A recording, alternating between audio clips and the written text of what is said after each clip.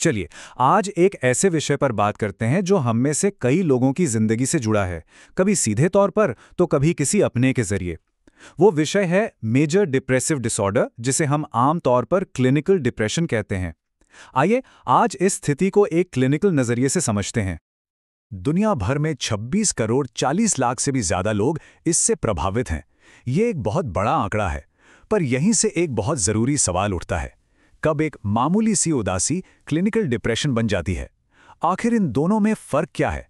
यही आज के हमारे विश्लेषण का सबसे अहम मुद्दा है। तो शुरुआत करते हैं इसकी परिभाषा से। मेजर डिप्रेसिव डिसऑर्डर या शॉर्ट में MDD आखिर है क्या?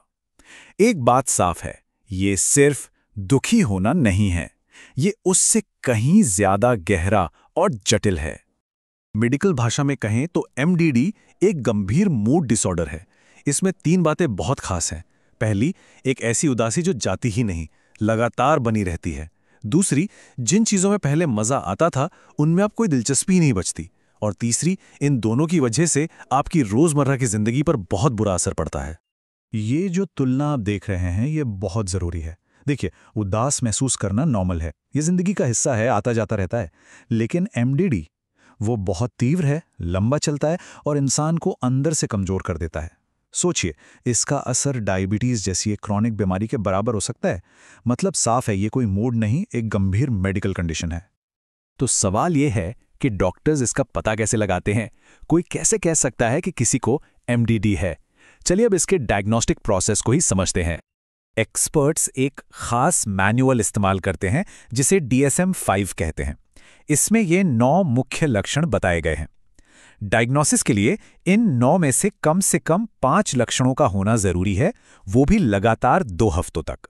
और एक शर्त और है, जो पहले 2 लक्षण हैं, यानी लगातार उदास रहना या हर चीज से दिलचस्पी खो देना, उनमें से एक तो होना ही चाहिए। ये पूरी प्रक्रिया एक बहुत ही सदी हुई चेकलिस्ट की तरह है। डॉक्टर्स देखते हैं, क्या 5 से ज़्यादा लक्षण हैं, क्या ये 2 हफ्ते से हैं, क्या इनकी वजह से जिंदगी में परेशानी हो रही है, कहीं ये किसी ड्रग या दूसरी बीमारी की वजह से तो नहीं, और आखिर में कहीं ये किसी और साइकोटिक डिसऑर्डर का हिस्सा तो नहीं। एक एक करके सब कुछ जांचा जाता है। अब एक और ज़रूरी बात, MDD हर किसी के लिए एक जैसा नहीं होता। इसके अलग अलग रूप हैं, अलग अलग प्रकार हैं, और हर प्रकार की अपनी अपनी पहचान है। इस टेबल को देखिए, ये एटिपिकल और मेलनकॉलिक डिप्रेशन के बीच का फर्क साफ दिखा रही है। एक तरफ एटिपिकल डिप्रेशन में लोग ज्यादा सोते हैं, ज्यादा खाते हैं और किसी अच्छी खबर से उनका मूड थोड़ा ठीक भी हो जाता है। दूसरी तरफ मेलनकॉलिक डिप्रेशन में बिल्कुल उल्टा है। सुबह जल्दी नींद खुल जाती है, भूख मर जाती है और मूड पर किसी भी चीज का कोई असर नहीं होता। देखा आपने, डिप्रेशन का अनुभव कितना अलग हो सकता है। इनके अलावा भी कुछ और ज़रूरी प्रकार हैं, जैसे पोस्टपार्टम डिप्रेशन जो डिलीवरी के बाद होता है, या सीजनल अफेक्टिव डिसऑर्डर जो खासकर सर्दियों के मौसम में होता है। फिर साइकोटिक डिप्रेशन है जिसमें सच और भ्रम का फर्क मिट सकता है, और कैटाटोनिक डिप्रेशन जो शरीर की हरकतों को प्रभावित करता है। ये सब इसके अलग अलग चेहरे हैं। चलिए अब सबसे बड़े सवाल पर आते हैं, आखिर MDD होता क्यों है? इसके पीछे की वजह क्या है? इसके कारण काफी जटिल हैं, तो उन्हें एक एक करके समझने की कोशिश करते हैं। एक्सपर्ट्स इसे समझने के लिए एक मॉडल का इस्तेमाल करते हैं, बायोसाइको सोशल मॉडल।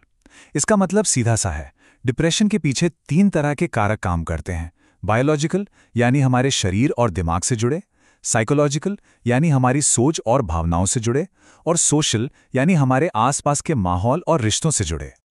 तो सबसे पहले बायोलॉजिकल कारकों की बात करते हैं। जेनेटिक्स इसमें एक बड़ा रोल निभाती है। ये चार्ट देखिए, अगर एक जैसे जुड़वा में से एक को डिप्रेशन है तो दूसरे को होने का चांस 46% है। वहीं अलग दिखने वाले जुड़वा में ये चांस सिर्फ 20% है। इससे साफ पता चलता है कि इसका एक मजबूत जेनेटिक लिंक है। जेनेटिक्स के अलावा हमारे दिमाग की केमिस्ट्री का भी हाथ है। आपने सेरोटोनिन जैसे न्यूरोट्रांसमीटर्स का नाम सुना होगा। इनकी गतिविधि का कम हो जाना डिप्रेशन से जुड़ा हुआ है। इसके साथ ही दिमाग के कुछ हिस्से जैसे प्रीफ्रंटल कॉर्टेक्स में भी असामान्यताएं देखी जाती हैं।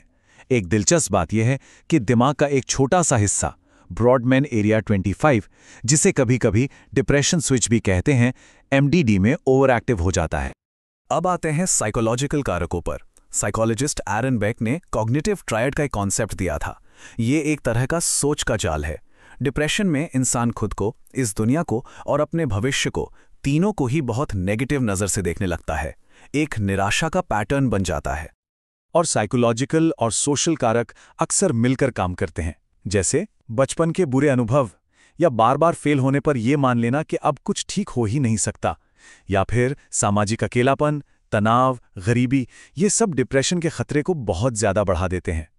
तो हमने एमडीडी के प्रकार और कारणों को समझा, पर इसका असल जिंदगी पर क्या असर होता है, और सबसे जरूरी, क्या इससे निकलने का कोई रास्ता है, कोई उम्मीद है?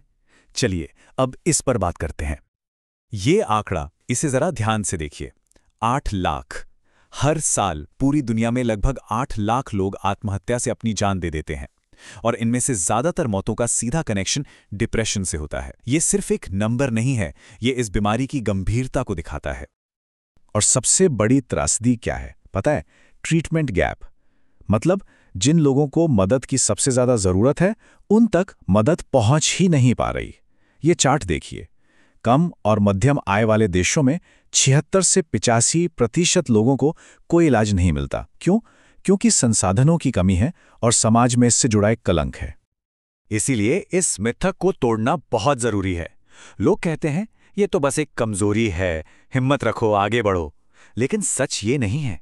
डिप्रेशन कोई चरित्र की कमी नहीं है, ये एक मेडिकल कंडीशन है, बिल्कुल वैसे ही जैसे डायबिटीज या हाई ब्लड प्रेशर, और इसका इलाज मुमकिन है। और अच्छी खबर यह है कि इसके लिए असरदार इलाज मौजूद हैं।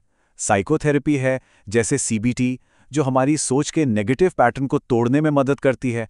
दवाइयां हैं जो दिमाग की केमिस्ट्री को बैलेंस करती हैं, और अक्सर थेरेपी और दवाई दोनों का कॉम्बिनेशन सबसे अच्छा काम करता है। रिकवरी बिल्कुल संभव है। तो आखिर में ये सवाल रह जाता है, अगर हम डिप्रेशन को सिर्फ दिमाग का केमिकल इम्बैलेंस ना मानकर उसके बायोलॉजिकल, साइकोलॉजिकल और सोशल पहलुओं के जटिल मिश्रण को समझें, तो क्या इससे मानसिक स्वास्थ्य को देखने का हमारा नजरिया बदल नहीं सकता? क्या ये ज्यादा सहानुभूतिपूर्ण और ज्यादा प्रभावी नहीं बन सकता?